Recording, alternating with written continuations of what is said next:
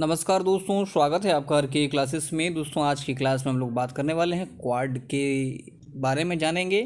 यह एक महत्वपूर्ण टॉपिक बन सकता है आगे एग्ज़ाम के लिए। इसके अलावा यदि आप इस चैनल पर नए हैं तो चैनल को ज़रूर सब्सक्राइब करें, पास वाले बेल आइकन को दबाएं। वीडियो अच्छा लगता है तो इसे अधिक से अधिक शेयर करें। 67th वाले भी जो हैं अभी से ही इन टॉपिक को जो है समझने का प्रयास करें।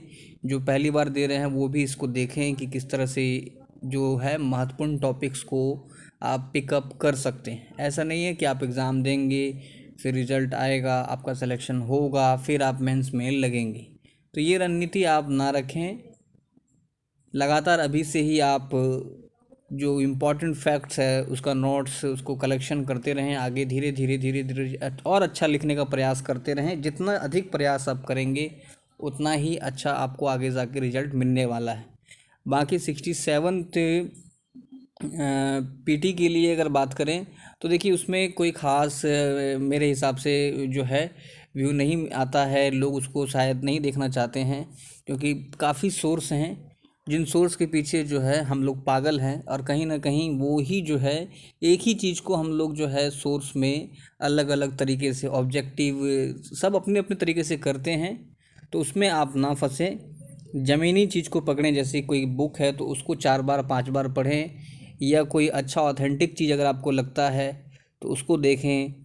बात करें, आपके पास सभी विषयों का एक प्रॉपर नोट्स होना चाहिए जिसको कि आप कभी बैठें तो 2 घंटे 3 घंटे में आप जो है उस सेक्शन को पूरा कंप्लीट कर जाएं।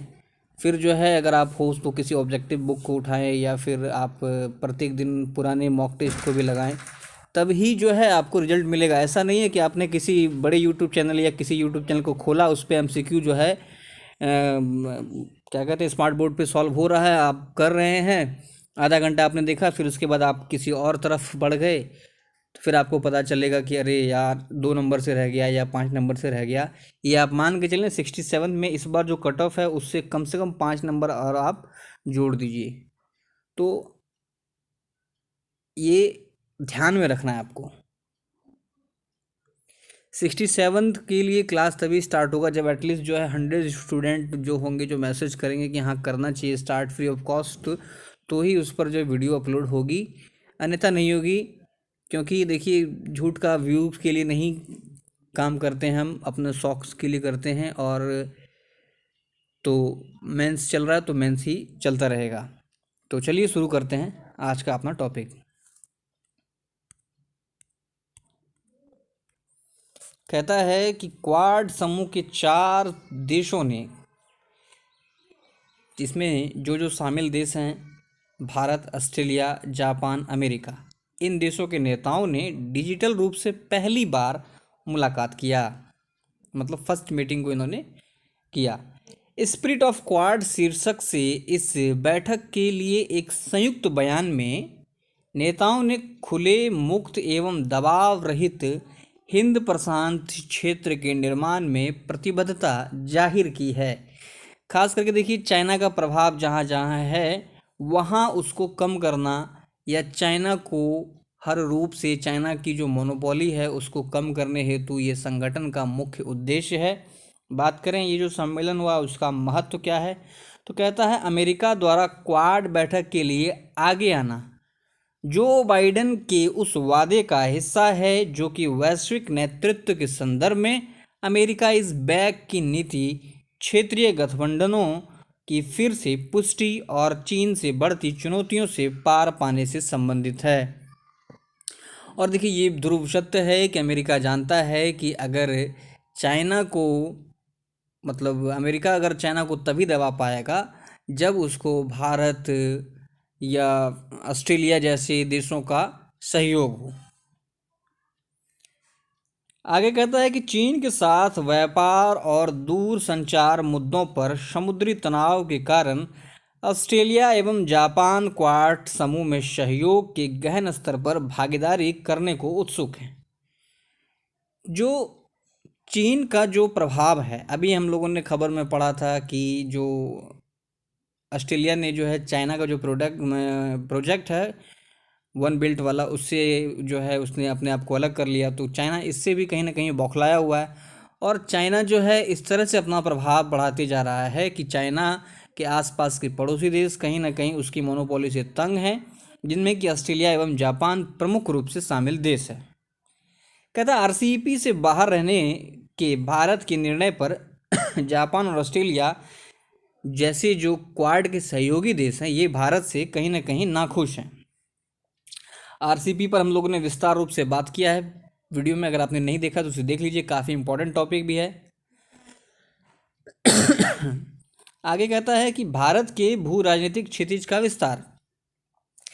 बात करें तो चीन के साथ एलएसी विवाद के तनावपूर्ण स्थिति के बाद भारत को क्वाड के माध्यम से रणनीतिक समर्थन प्राप्त करने की आवश्यकता है। जो हालिया विवाद पिछले वर्ष हुआ था भारत और चीन के बीच में, तो ऐसे में ऐसा ना हो कि चीन का प्रभाव जो है किसी एक देश पर पूरी तरह से बढ़ जाए। ऐसे समय में जो है अन्य देशों को या अन्य देशों से समर्थन प्राप्त करने की आवश्यकता है। भारत की फार्मास्यूटिकल क्षमता, टेक्नोलॉजी पार्टनरशिप तथा अवसर एवं विकास परियोजनाओं पर क्षेत्रीय सहयोग के लिए और अधिक सहायता प्रदान करके बुनियादी ढांचे को विकास को बढ़ावा देना है। तो हमारी जो चाइना पर खास करके ज़्यादा निर्भरता है, इसको कहीं ना कहीं कम करने की आवश्यकता है। अभी क्या है कि मान लेते हैं, हम ये जानते हैं कि आप किसी एक्स के बिना जो है या किसी ए के बिना आपका काम नहीं चलता है, तो अगर आप उससे नाराज़ भी हैं तो कहीं ना कहीं आपको मैनेज करके चलना पड़ता है। इसलिए कहता है कि भारत को अपने क्षेत्रीय सहयोग के लिए या अपने मतलब उस पर निर्भरता कम करने के लिए अपना विकास जरूरी है। क्वाड के दृष्टिकोण की अगर बात करें तो कहता है क्वाड सदस्य देशों ने भारत प्रशांत क्षेत्र में वितरण हेतु कोविड-19 वैक्सीन की 1 बिलियन खुराक का उत्पादन करने के लिए तथा अपने संसाधनों को एकत्रित करने का निर्णय लिया है। क्वाड से संबंधित देशों ने पेरिस समझौते के आधार पर उत्सर्जन में कमी सुनिश्चित करने के साथ साथ प्रौद्योगिकी आपूर्ति श्रृंखला, 5G नेटवर्क और जैव प्रौद्योगिकी के क्षेत्र में सहयोग पर भी सहमति व्यक्त की है। तो इन क्षेत्रों में जो देश हैं क्वाड सदस्य देश, वो एक दूसरे का सहयोग करेंगे।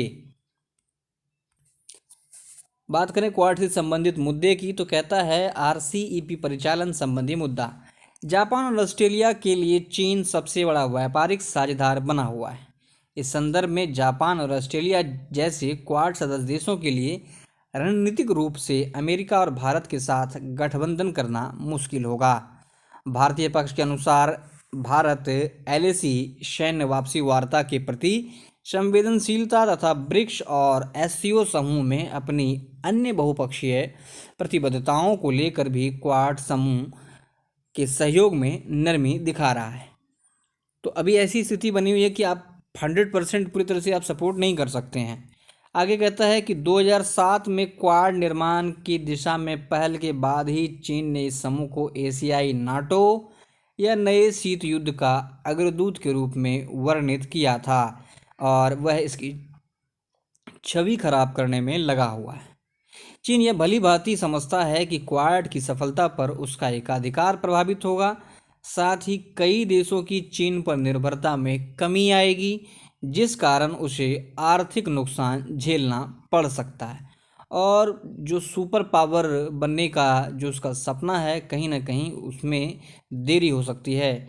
बात करें आर्थिक नुकसान, चाइना कभी भी झेलने को तैयार नहीं होगा।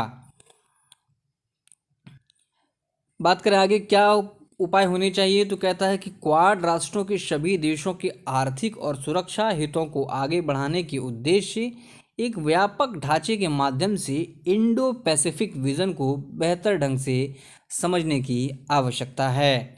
भारत प्रशांत क्षेत्र में भारत के कई अन्य साझेदार हैं, इसलिए भारत को भविष्य में इंडोनेशिया, सिंगापुर जैसे देशों को भी इसमें शामिल करने का प्रयास करना चाहिए। सीधा सीधा कहें ताकि मतलब ऐसे देशों को शामिल करें जो कहीं ना कहीं चीन से प्रभावित हैं या चीन की जो है कह सकते हैं आप दमनकारी नीति को झेल रहे हैं। अगर ज़्यादातर देश इसमें शामिल होते हैं तो कहीं ना कहीं चीन जो है अकेला खड़ा मिलेगा और आपको पता है बचपन से हम लोग पढ़ते आ रहे हैं, अकेला चना भाड़ नहीं फोड़ सकता।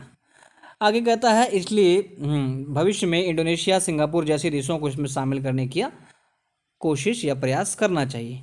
भारत को भारत प्रशांत क्षेत्र के संदर्भ में एक व्यापक दृष्टिकोण विकसित करना चाहिए जो वर्तमान और भविष्य की समुद्री चुनौतियों पर विचार करे।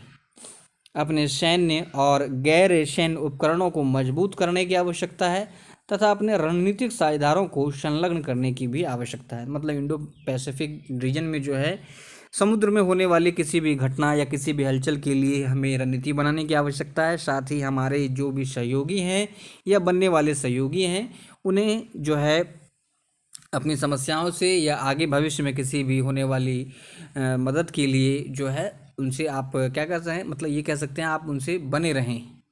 तो ये था क्वाड। उम्मीद है आपको समझ में आया होगा। वीडियो अच्छा लगा तो इसे लाइक और शेयर जरूर करें। मिलते हैं अगले लेक्चर में। धन्यवाद।